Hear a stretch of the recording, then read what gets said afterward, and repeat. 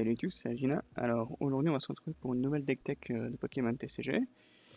On va parler de Regidrago V et de Regidrago V-Star qui a reçu un important up euh, au fur et à mesure des 2-3 dernières extensions et qui donc est devenu un des decks les plus prisés du moment, notamment un des decks qui est en tête de liste pour gagner les Worlds qui arrivent là.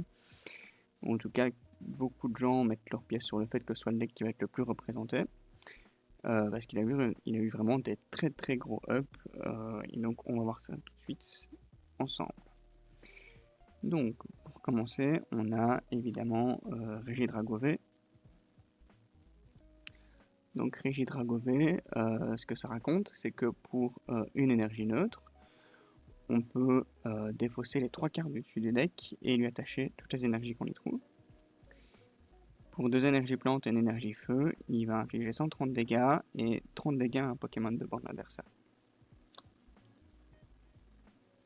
Ensuite, on a Regidrago V-Star.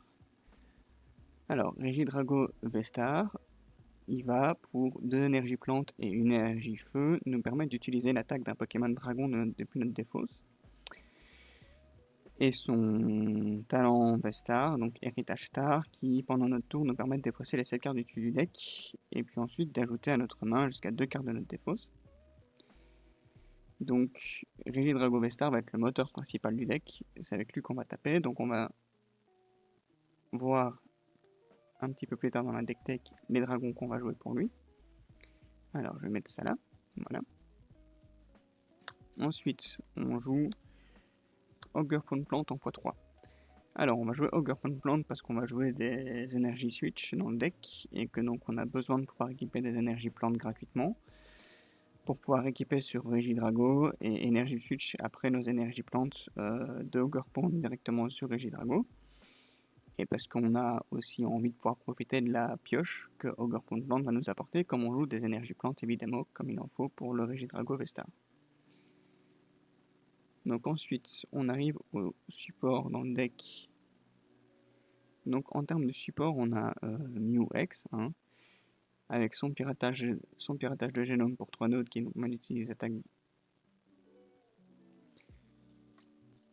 Donc en support, on a Mew-X, hein, avec donc sa pioche jusqu'à 3 cartes en main une fois par tour. Dans l'action, on va pas beaucoup utiliser le piratage de génome, voire quasiment pas l'utiliser. Il est surtout là pour son talent au nouveau départ, donc il nous permet de piocher jusqu'à avoir 3 cartes en main. Comme on a besoin d'avoir beaucoup de dragons au cimetière, on va jouer beaucoup de défausses, donc on va très souvent pouvoir l'utiliser. Alors, première carte de la nouvelle extension, Favienos X. Alors Favienos X, donc c'est un Pokémon Ténèbres, 210 PV, un coup de retraite qui a un talent qui dit que si jamais mon adversaire a mis KO à mon Pokémon pendant son tour, le tour juste avant où je joue, je peux piocher 3 cartes. C'est une fois par Favienos, c'est une fois sur le tour, donc si on a 2 Favienos, on peut quand même le faire qu'une seule fois. Et pour 3 nôtres, il met 100 dégâts sur un Pokémon de l'adversaire, mais ce qui est très fort avec le Pokémon, c'est surtout sa capacité de pioche. Okay, donc dès qu'on prend un kill, on pioche 3. Alors on a Tapatos X évidemment, dans un deck où il y a une petite crasse sur la sleeve. Dans un deck où on a envie de défausser des dragons de la main, évidemment on joue Tapatos, parce qu'il rentre très bien dans le deck, donc non seulement parce qu'il nous permet de défausser des dragons de la main, mais aussi parce qu'il va permettre de nous accélérer notre early game assez fort quand même.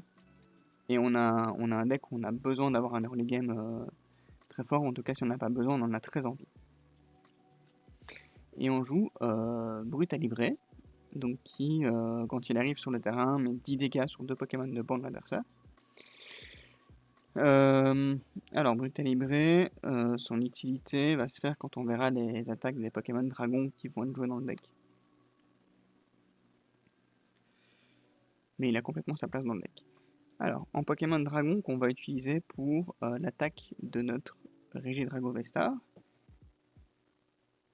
on va avoir Lanceorien X. Donc on va surtout utiliser donc, sa plongée fantôme, hein, qui va infliger 200 dégâts aux Pokémon actifs et qui va nous permettre de passer 6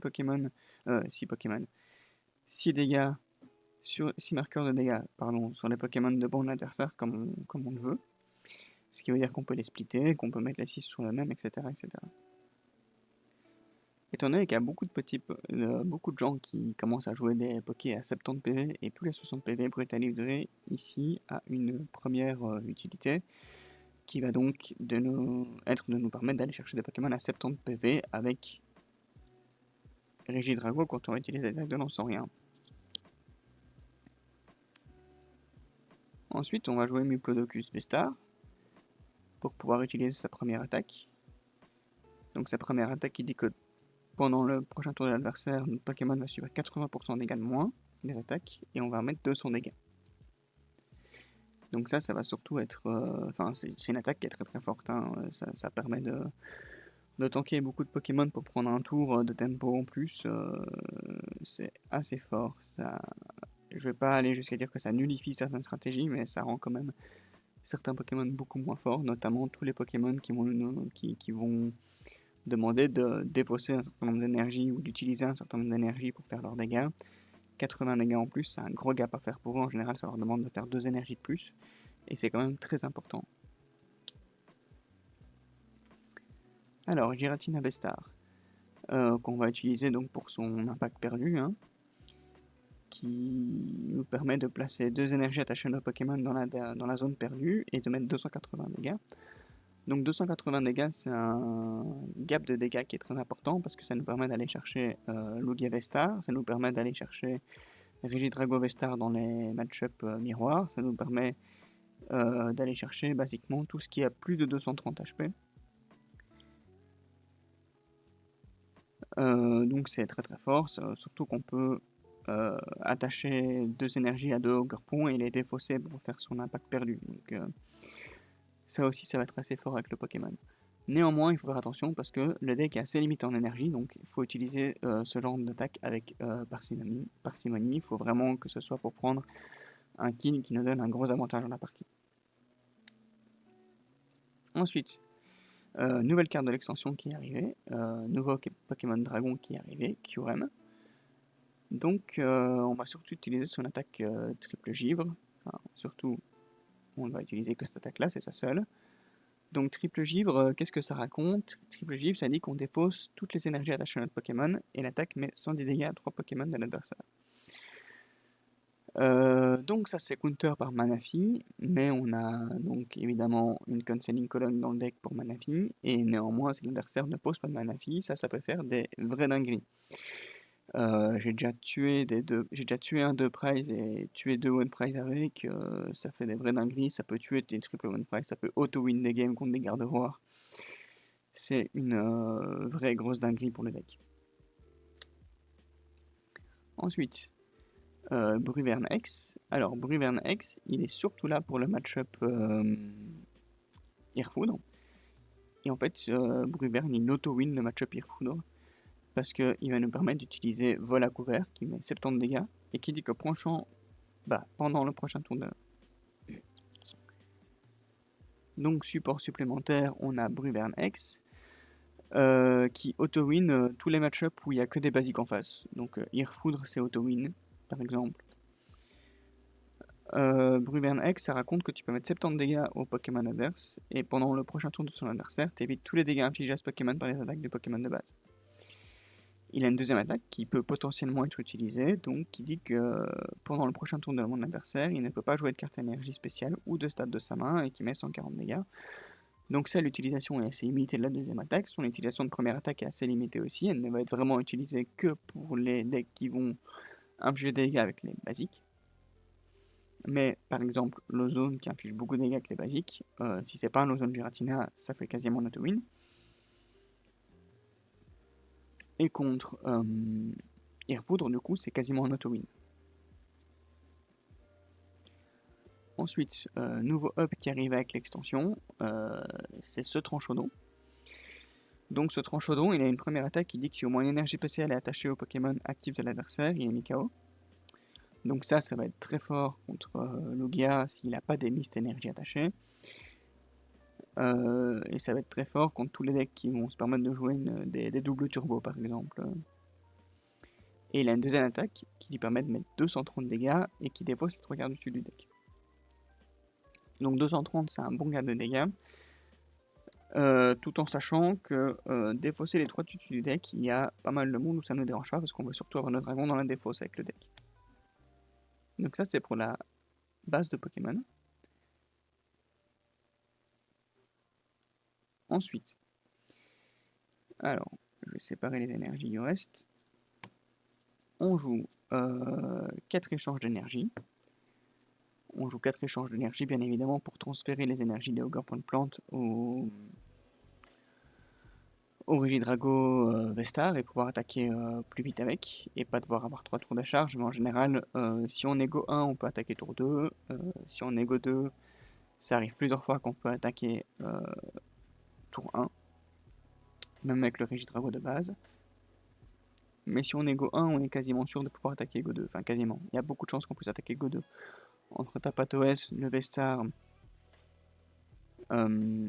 et les recherches professorales qu'on joue dans le deck qui vont arriver par après, on est quasiment sûr de taper V2 grâce à ces tours 2, grâce à ces échanges d'énergie, pardon. Les échanges d'énergie qui vont aussi nous permettre de potentiellement taper directement avec un Ogre Pont. Si jamais on a un Ogre Pont plante et qu'on fait effet Ogre Pont, attache du tour plus switch, on a 3 énergies sur l'Ogre Pont et peut taper. Ensuite, on joue 4 Fable Ball, parce qu'on a envie de pouvoir ramener les Ogre Pont et les Regidrago. On a envie de pouvoir ramener le Mew aussi, on a envie de pouvoir ramener directement les Fabianos. Donc on a beaucoup de choses à aller chercher avec ces Fable Ball.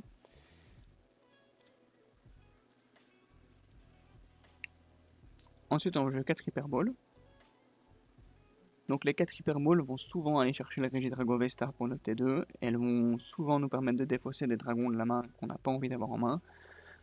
Ou elles vont souvent nous permettre d'aller chercher des trucs comme Mimplodocus Vestar, Giratina Vestar, pour ensuite les défausser sur une recherche professorale par exemple. Donc les Hyper Balls sont un très bon engine du deck, d'autant plus quand on joue des cartes comme le Mew qui va nous permettre de repiocher, donc ou défausser 2 cartes n'est pas quelque chose qu'on va regretter très très fort. Ensuite, 3 zones terrestres. Alors les unes terrestres, il y a beaucoup de listes qui les jouent en x4. J'ai fait le choix de la jouer qu'en x3.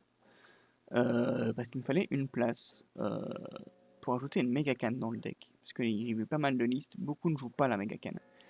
Je trouve, avec les parties que j'ai faites, qu'une méga canne en x1 et absolument pas trop dans le deck, ça permet de faire beaucoup de choses dans le deck avec des défauts qu'on n'avait pas envie de faire ou un V-Star qui se passe mal, etc. Ça nous permet de rattraper pas mal de choses et de lisser beaucoup les RNG du deck.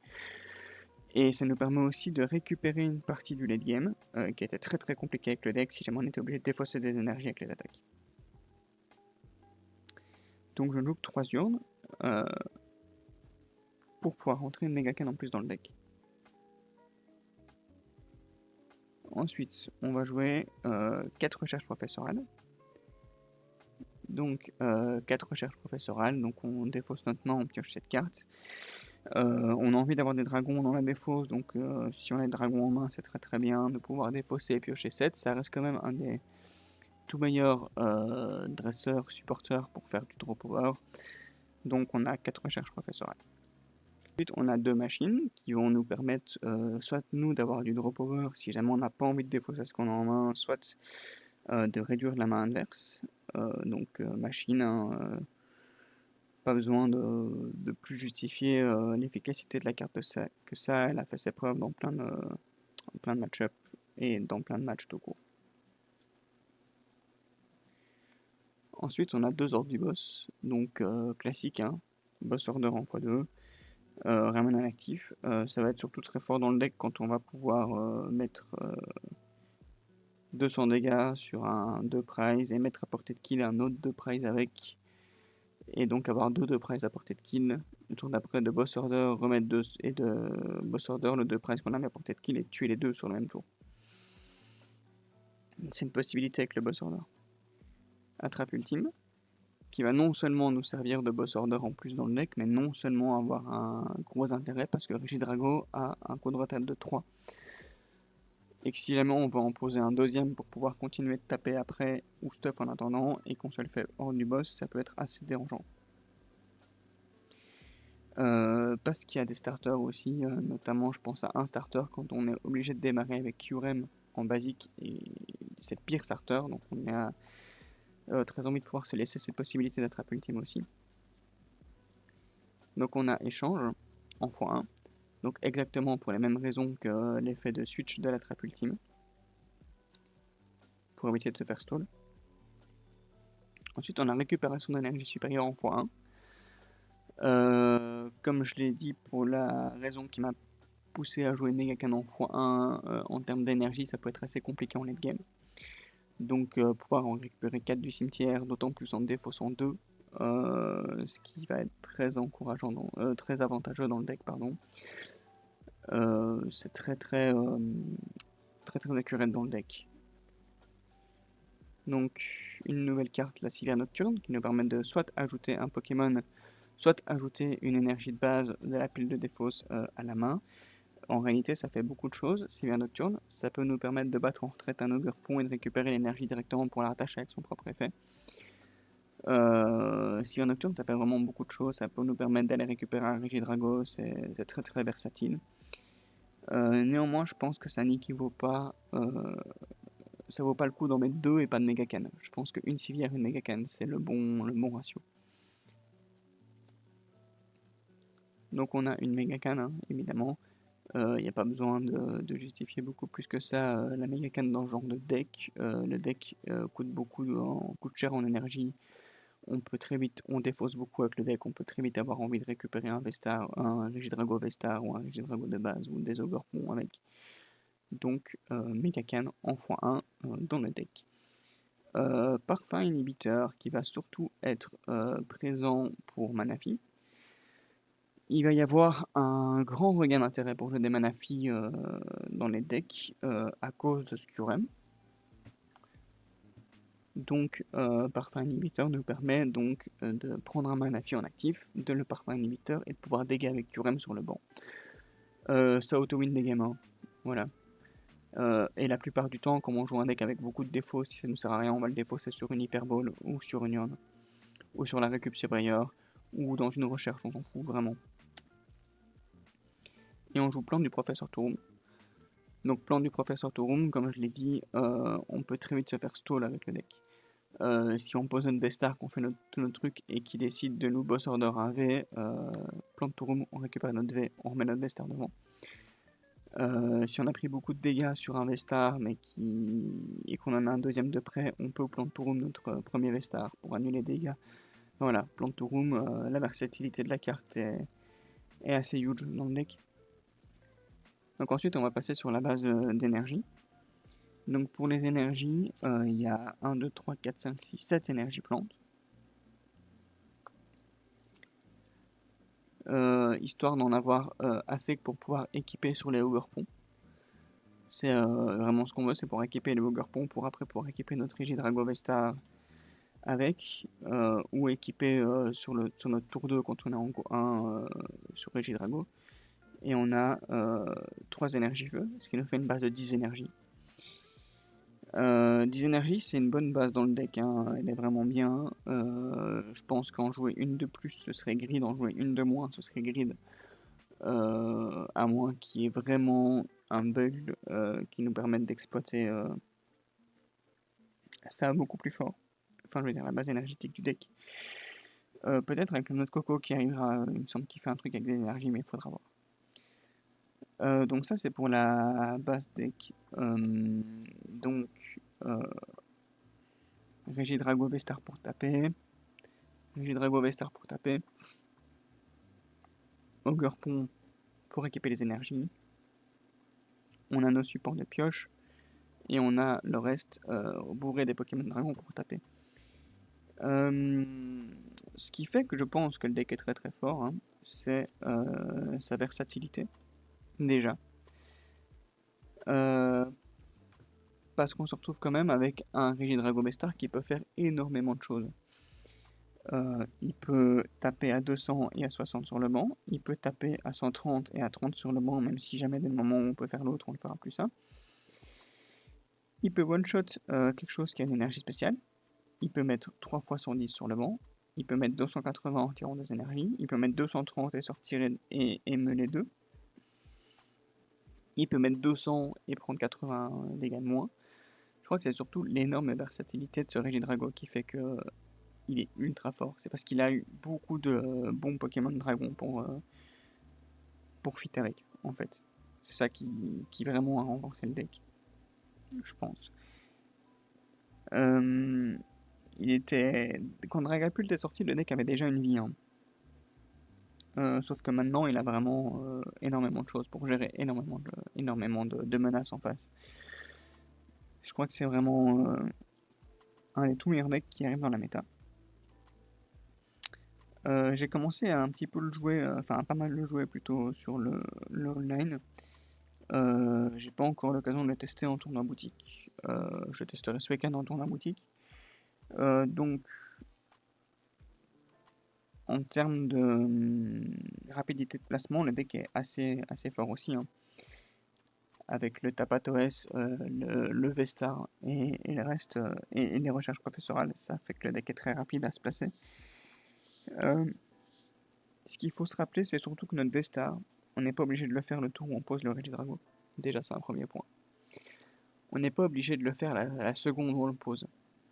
C'est quelque chose qu'il faut absolument enregistrer. C'est-à-dire qu'on peut le poser, on peut faire un échange d'énergie, on peut faire notre tour, et puis après Vestar. Pour aller récupérer des choses qu'on vient d'utiliser de notre main. C'est une ligne de play à laquelle on pense pas souvent. De d'abord utiliser une carte en main pour pouvoir aller la réutiliser après. Notamment ce qui va être attrape ultime, etc. C'est-à-dire qu'il nous offre la possibilité d'avoir 2 attrapes ultimes sur la partie par exemple. Il nous offre la possibilité où on peut prendre en compte un play où on va faire une recherche professorale parce qu'on va défausser une carte importante, parce qu'on va pouvoir la récupérer sur le Vestar. Mais la plupart du temps, notre Vestar va être joué un tour pour pouvoir attaquer grâce au fait de récupérer les cartes qu'il nous faut pour finaliser les énergies dessus pour taper sur le tour. Donc maintenant je vais faire une phase de gameplay sur l'online, hein, vous avez l'habitude maintenant. Donc petite phase de gameplay sur l'online, c'est fait en off-stream, donc il n'y aura pas de commentaires, ce sera comme pour la deck tech du Giratina Vestar.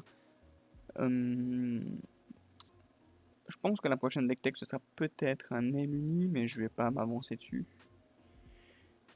C'est juste que c'est le deuxième deck que j'ai build là, donc je vais voir un petit peu. À mon avis, ce sera peut-être un Eluni, peut-être un Miraidon. Faudra voir, à mon avis, avec les boards qui vont arriver, j'aurai peut-être un petit peu d'envie de jouer des nouveaux decks aussi. S'il y a des choses un petit peu exotiques qui percent, on verra. Mais donc, je vous laisse avec la phase de gameplay.